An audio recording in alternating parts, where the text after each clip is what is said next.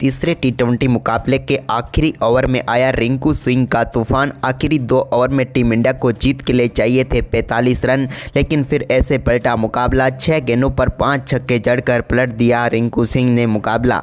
नमस्कार दोस्तों, स्वागत है आपका एक बार फिर हमारे चैनल में। भारत और आयरलैंड के बीच खेले गए तीसरे टी20 मुकाबले में एक बार फिर रिंकू सिंह और शिवम दुबे का तूफान देखने को मिला, जहां पर आखिरी 2 ओवर में 45 और आखिरी ओवर में 30 रनों की जरूरत थी, लेकिन रिंकू सिंह के कमाल के परफॉर्मेंस ने टीम इंडिया को इस मुकाबले में जीत दिला दी। तो दोस्तों, हम आपको इस मुकाबले का पूरा हाईलाइट बताएंगे, लेकिन दोस्तों उससे पहले आप भी रिंकू सिंह की बेहतरीन बल्लेबाजी देखकर खुश है तो इस वीडियो को लाइक जरूर कर दें और साथ ही साथ अभी तक चैनल को सब्सक्राइब नहीं किया है तो चैनल को सब्सक्राइब करके बेल आइकन जरूर दबा लें। तो चलिए दोस्तों, जानते हैं इस महामुकाबले का पूरा हाईलाइट शुरुआत से ही। तो दोस्तों, आज के इस मुकाबले के टॉस की बात करें तो सिक्का उछाला पॉल स्टर्लिंग ने, लेकिन गिरा जसप्रीत बुमराह के पक्ष में। जसप्रीत ने टॉस जीतकर पहले गेंदबाजी का फैसला लिया। आयरलैंड की तरफ से पारी की शुरुआत करने उतरे पॉल स्टर्लिंग, तो उनके साथ थे एंड्रू बलबर्नी। दोनों बल्लेबाजों ने टीम के लिए कमाल की शुरुआत की और शुरुआत से ही बड़े शॉट खेलते हुए नजर आए। दोनों बल्लेबाजों ने पावर प्ले के 6 ओवरों में कमाल की बल्लेबाजी करते हुए 51 रन बना लिए। इस दौरान पॉल स्टर्लिंग के बल्ले से 2 बेहतरीन छक्के देखने को मिले, तो वहीं पर एंड्रू बलबर्नी ने भी कमाल का परफॉर्मेंस किया। दोनों बल्लेबाजों के बीच शानदार पार्टनरशिप हो चुकी थी, लेकिन इस पार्टनरशिप को पावर प्ले के बाद भी दोनों बल्लेबाजों ने जारी रखा। खास करके एंड्रू बलबर्नी के बल्ले से पावर प्ले के बाद कमाल के शॉट देखने को मिले। हालांकि इसी बीच यहां पर टीम इंडिया को पहली सफलता मिली पॉल स्टर्लिंग के रूप में, लेकिन पॉल स्टर्लिंग के आउट होने के बाद हैरी टेक्टर क्रीज पर उतरे तो उन्होंने भी कमाल का साथ दिया एंड्रू बलबर्नी का, और दोनों बल्लेबाजों ने टीम के स्कोर को 100 रनों तक पहुंचा दिया 11 ओवर की समाप्ति तक। इसके बाद भारतीय गेंदबाज यहां पर लाचार नजर आए। इस दौरान शानदार बल्लेबाजी करते हुए दोनों बल्लेबाजों ने अपने अपने अर्धशतक पूरे कर लिए। वहीं पर इसी बीच दोस्तों यहां पर शानदार परफॉर्मेंस करते हुए हैरी टेक्टर ने 2 बेहतरीन छक्के रवि बिश्नोई के ओवर में भी लगाए। ये कमाल का शॉट खेलते हुए डीप मिड विकेट की तरफ उन्होंने 2 गेंदों को 6 रनों के लिए भेज दिया। वहीं पर इसके बाद टीम इंडिया को एक और सफलता रवि बिश्नोई ने ही दिलाई। उनको यहाँ पर हैरी टेक्टर को आउट करके पेविलियन भेजा, लेकिन इसके बाद नए बल्लेबाज कैम्पर क्रीज पर उतरे तो उन्होंने भी कमाल की बल्लेबाजी की।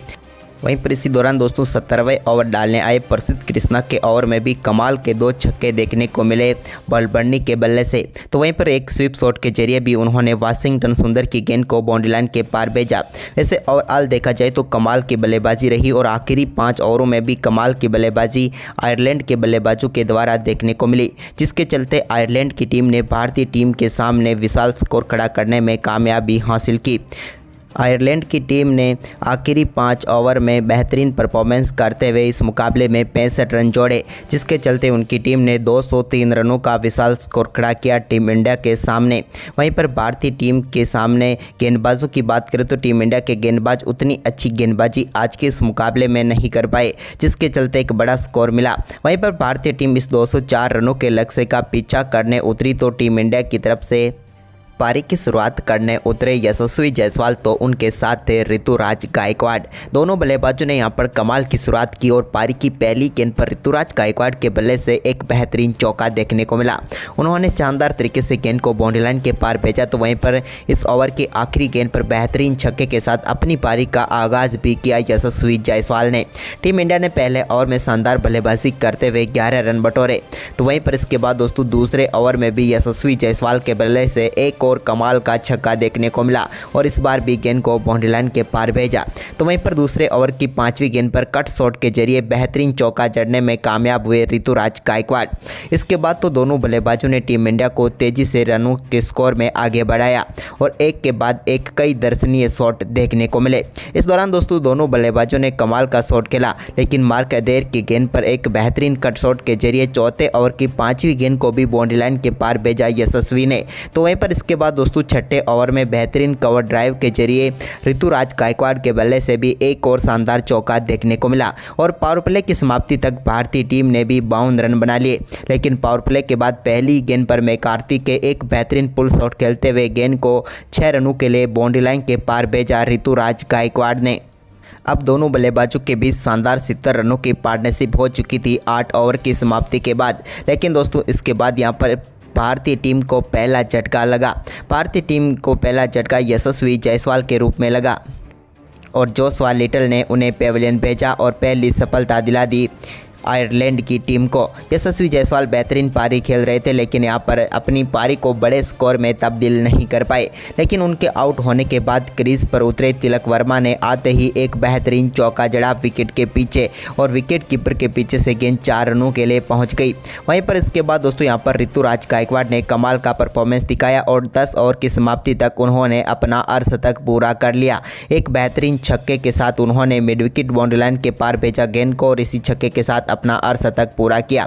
तो वहीं पर इसके बाद 10 ओवर में भारतीय टीम अब 82 रनों तक पहुंच चुकी थी, लेकिन इसके बाद टीम इंडिया को तेज़ी से रनों की जरूरत थी और ये 11वें ओवर में करके दिखाया ऋतुराज गायकवाड़ ने। 26 ओवर में बेहतरीन बल्लेबाजी करते हुए उन्होंने 3 बैक टू बैक चौके लगाए। लेकिन दोस्तों इसके बाद 12वें ओवर में टीम इंडिया को एक और झटका लगा तिलक वर्मा के रूप में। तिलक एक और बड़ा शॉट खेलना चाहते थे, लेकिन इस बार बाउंड्री लाइन पर वो पकड़े गए और उनके रूप में भारतीय टीम को दूसरा झटका लगा। उनके आउट होने के बाद संजू सैमसन क्रीज पर उतरे तो संजू ने भी आते ही कमाल की बल्लेबाजी करते हुए बेहतरीन कट के जरिए चौका लगाया और इस चौके के साथ ही अपनी पारी का शानदार आगाज किया।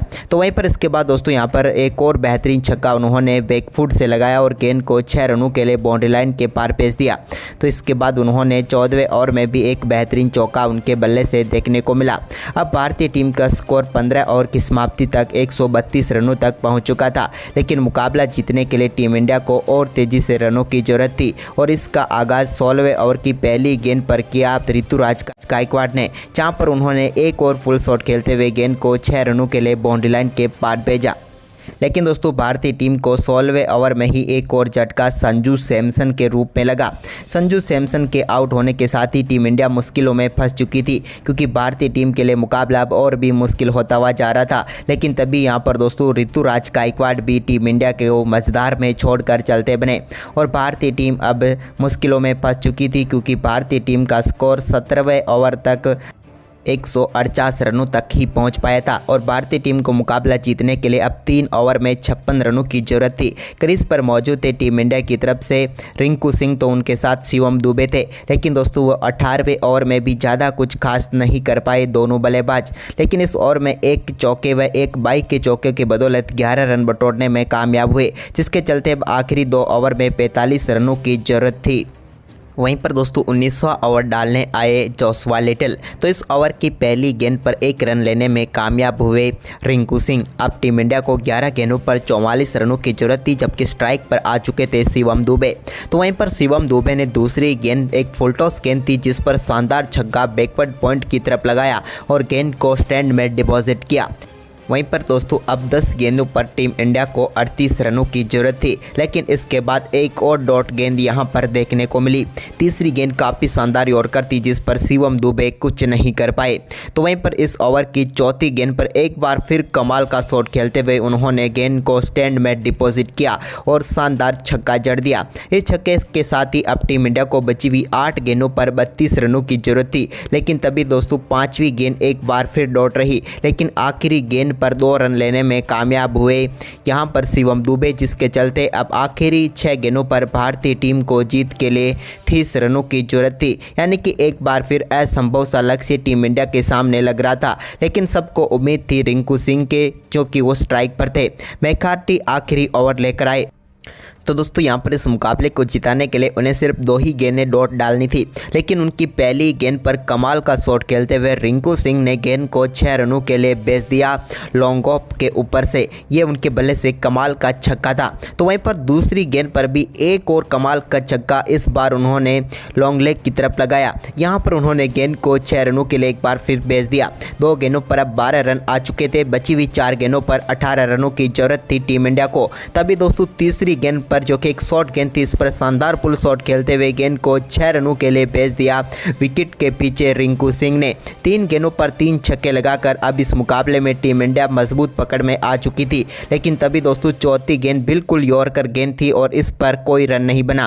अब आखिरी 2 गेंदों पर 2 छक्के चाहिए थे रिंकू सिंह से और वो 5वीं गेंद पर ऐसा करने में कामयाब हुए और उन्होंने लॉन्ग ऑन के ऊपर से एक शानदार छक्का जड़ दिया। अब आखिरी गेंद पर भी 6 रन चाहिए थे। अब दबाव दबाव पूरी तरह से मैकार्थी के ऊपर आ चुका था, क्योंकि रिंकू सिंह ये कारनामा करने के लिए जाने जाते थे और इस गेंद पर भी हुआ कुछ ऐसा ही। और इस बार एक बार फिर लॉन्ग ऑफ के ऊपर से उन्होंने गेंद को 6 रनों के लिए बाउंड्री लाइन के पार भेज दिया और आखिरी ओवर में एक बार फिर 5 गेंदों पर 5 छक्के लगाकर टीम इंडिया को ऐतिहासिक जीत दिलाने में कामयाब हुए रिंकू सिंह की कमाल की बल्लेबाजी दोस्तों आपको कैसी लगी। साथ ही दोस्तों आपको बता दें कि यह मुकाबला दोनों टीमों के बीच वार्म अप मुकाबला था, जिसमें रिंकू ने यह कमाल करते हुए टीम इंडिया को जीत दिलाई।